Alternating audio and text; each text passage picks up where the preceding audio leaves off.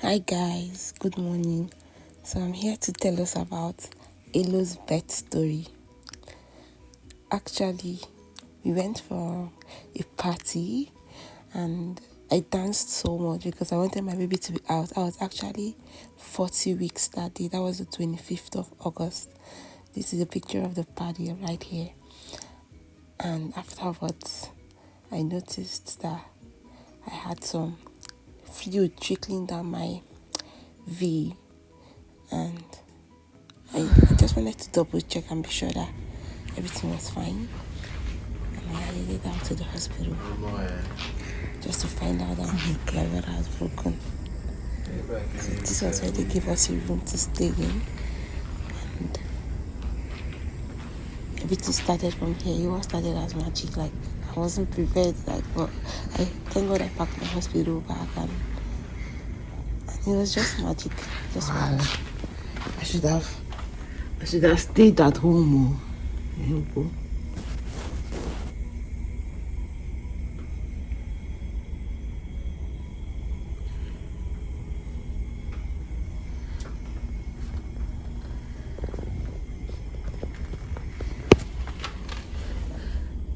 This stuff also. Let me go grab stuff. Okay. Hi guys, this is my feet. I didn't know I was going to end up here. I just wanted to be sure that my water is not broken, and it happens that my water is broken. And my plan was just to go back home, but it seems that I have to be in the hospital and wait for the labor to progress. Like, this was not the plan. If you saw me earlier today, I was actually dancing my life out, and I never knew that this would be my fate tonight.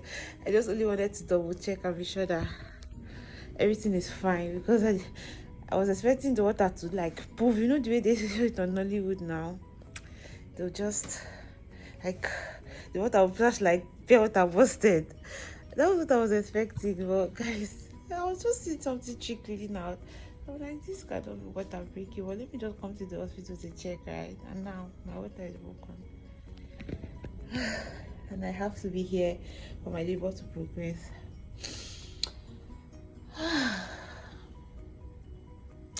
Fingers crossed. I still have a lot of this. I wanted to paint my nails blue. I wanted to paint it. I ended up not painting it. I wanted to edit my content. I'm going to edit them here. Well, I wanted to do a lot of things. I wanted to eat my rice and stew. I not finished cooking my stew. I left it halfway and I've not finished it. I'm here. I don't want to be here. I want to go home. So this was the night of the 25th of August, and everything has started. I was thinking my contractions would start like much later, but it said like 2 hours afterwards, because I was given the medication to induce the labor. The doctors were concerned that they didn't want me to have a prolonged labor, and they wanted everything to start off real quick. So this was us. The labor has started. The contractions have started gradually, and I've started monitoring the contractions, and everything has started. This was the board. I was group B strep positive. So what it means is that there's a risk of my baby getting infected during delivery. So I was told that as soon as my labor starts, I'll be given an antibiotic. And this was the main reason why they didn't let me go home. They wanted me to stay in the hospital and make sure that I was given the antibiotics throughout, and also ensure that they monitored me and my baby as well. So this was the morning of the 26th of August. Everything was happening real quick. I was in severe pains. My contractions have started and they're coming in. Like, contractions and labor pain. I've never had this threshold of pain. I've never had to endure this kind of pain. It was a lot. It was so painful that once the contractions came, I couldn't do anything other than concentrate on the pain, concentrate on breathing in and breathing out. They gave me a lot of things to help me. I didn't want to take epidural at first. They gave me nitrous oxide, but it wasn't helping. I think it was just making me pass out, but I was still feeling the pain. I had to do the shower. I went in the shower. I had like water on my back. That helped. That really helped. So many measures. The nurse here was so good. She kept on giving me everything to help ease my pain. Like, she was so sweet. At some point, when I decided to take the epidural, they were so supportive. They educated me on everything and made sure that I was comfortable with it. I give it to them. And I eventually had the epidural and labor started and baby came. So in summary, my labor lasted for 19 hours. So from about 12 a.m. on the 25th of August, and I had my baby at about 7:38 on the 26th of August. And guys, this was magical. This is my son. Like, I was so happy. Even though I was in so much pain, right? As soon as I saw my baby, I lost the memory of the pain. Like, he was like my consolation. He was everything. He was so beautiful. I fell in love at that instant. My God. I had like the most supportive partner ever. Ugo, my dear husband. He was with me all through. He even did most of the recordings for me. He's married a kind person. He's really kind, and thank you so much, my sweet husband. Elo, if you're going to watch this video, just know your daddy was the hero of this birth process. He stayed with us all through. After I had the baby, I was told to go to the washroom to shower and get ready to move to the postpartum ward. Guys, I passed out after having my baby. After I had the epidural, I wasn't allowed to eat anything, and before epidural, I didn't have appetite because I was in so much pain. So afterwards, I was so hungry. I remember I was so hungry during labor. At some point, I was really very tired because I didn't have enough energy. So when they told me to go to the bathroom, I told my husband to accompany me because I started feeling dizzy. As soon as I entered the bathroom, I told him to please give me a hug because I was really very tired. And guys, I passed out. When I opened my eyes, I saw like a whole lot of healthcare aides around me. Like, everyone was trying to check on me. My husband told me that I passed out and they had to come help him in the bathroom to bring me out. It was such a funny experience. But this was me moving to the postpartum care ward, and this is the postpartum care ward. So at this point, they were going to monitor the baby and myself for 24 hours. So if you give birth via vaginal delivery, you'll be monitored for 24 hours. If you give birth via CS, you'll be monitored for 24 hours, for 48 hours. So I was monitored for 24 hours. So this was the postpartum care ward. And basically what they did was they told me to focus on breastfeeding and told my husband to help out with changing the diapers and swaddling the baby. Like, they just wanted to encourage both parents to be involved in everything. So I had a lot of monitoring here. I had the pediatrician come, I had my gynecologist come, I had my lactation consultant, the nurses. Like, I had, like, for every 30 minutes someone was coming in to check on us. It was really stressful, but it was worth it. I was taught how to properly breastfeed, how to hold the baby.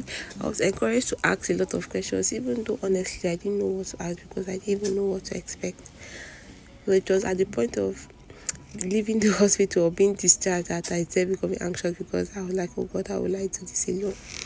But it was worth it. So in this section, I was monitored for 24 hours. The baby was also monitored for 24 hours. They did some tests, some checks. I had to give them my urine sample, and they had to take some blood samples for the baby.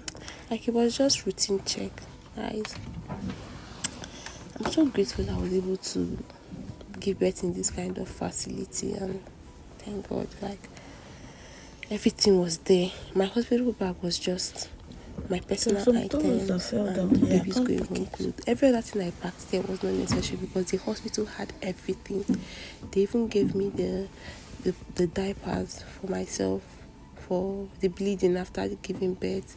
They gave me everything I needed.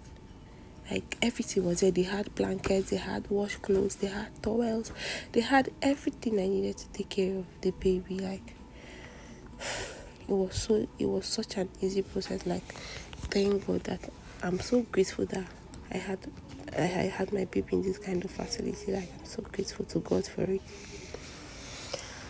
So enjoy the video as you see me struggle to breastfeed the baby afterwards and trying to settle into my new routine of having my baby with me. Well, it was worth it. Looking at him and having him was magical. I even didn't remember the pain I went through. I remember the pain, but not like maybe if I think about it, I remember it. But as soon as I had the baby, I didn't even know if I was going through any pain or anything. I was just so happy. I was just basking in the euphoria of my newborn baby. My 9 months pregnancy journey ended my bundle of joy. This is me basking in the euphoria of this new boy, trying my best to see how well I can breastfeed him. He was so small. I was just being careful so that my breast does not choke him. You know the way my breast, how like it may just cover his nose and he may not be able to breathe. And he was so tiny. See me holding him with one hand. Oh my God. Motherhood has brought out all the instincts in me I thought I never had. Like, I'm now extra careful with everything. Guys, I'm a, let's say, crazy driver. But as soon as I had my baby, the first time I drove on the highway after having my baby, I think I was on the slow lane. Usually I would be on the fastest lane, like I would be on the lane where you go like 100, 120, but I was actually on the slow lane of the highway where you go about 80 kilometers, like 80, 100. Like I had that double instinct. I have a baby to take care of. I don't want to lose my life. But prior to having a baby, I was a badass driver. I would go like 120, go like 130. Because I know. Well, guys, motherhood made me to be like think of myself, because my baby depended totally on me to take care of him. Depended totally on me for everything. So I'm like, no, I'm not going to die. I'm going to be alive for this boy. And it was just a beautiful experience, guys. It was everything.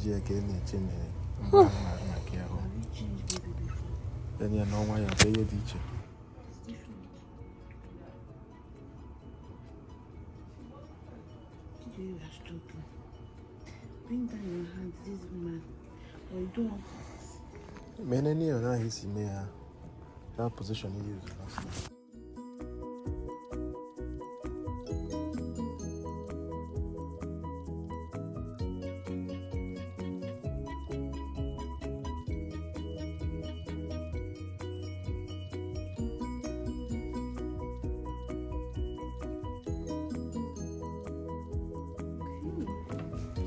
So I captured one of the routine checks for the baby. I think they were going to take some blood samples to take to, there's a place called Chill.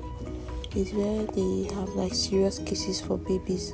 So they're going to examine his blood, and if they found anything, if they get back to us, it means that there is a problem. But if they don't get back to us, it means there is no problem. So when they send the blood sample there, they'll run all the tests, and if the baby is fine, they won't get back to you. But if the baby has a problem, they will get back to you, and you have to bring the baby in. Thankfully, they didn't get back to us. Our baby was fine.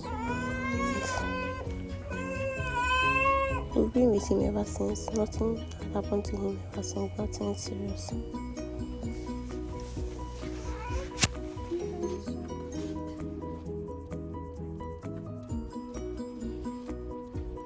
Was the nurse today, was Sally checking his glucose levels throughout the day? I wasn't monitoring what she was doing. I think she did. I don't know. Check his chart just to make sure I'm not missing.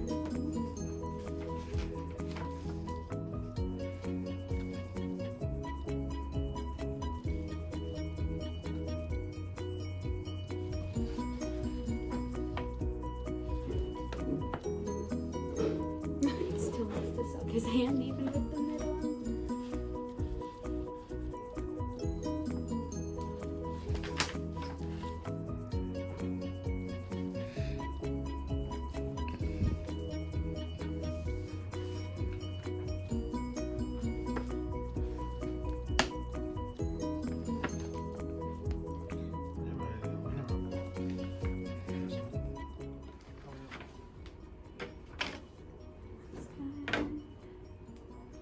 And this is the little tube that'll get sent to the lab and test for The chill.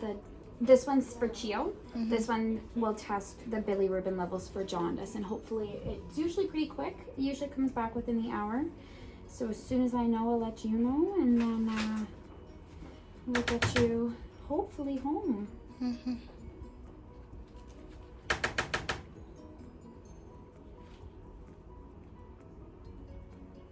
After this, I'll just get your vitals now. Make sure everything's all good with you. Are you feeling okay standing? I've been sitting all day. Probably feels nice to stand.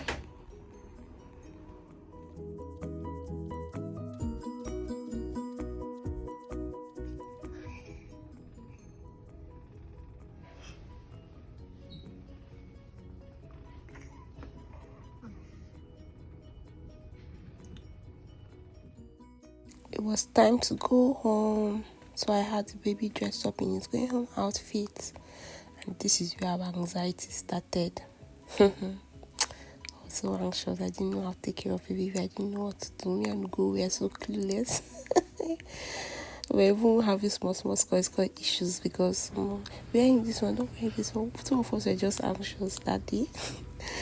But guys, we made it so far. We've been taking care of the baby.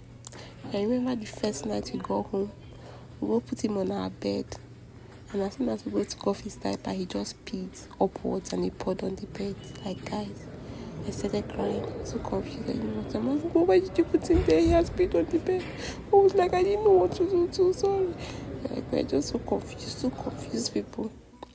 I remember when I heard him cry the first time, I was like, they're going to call the police on us. It was such a magical experience, and I thank God for everything. It was so worth it, and I'm so happy to have my son.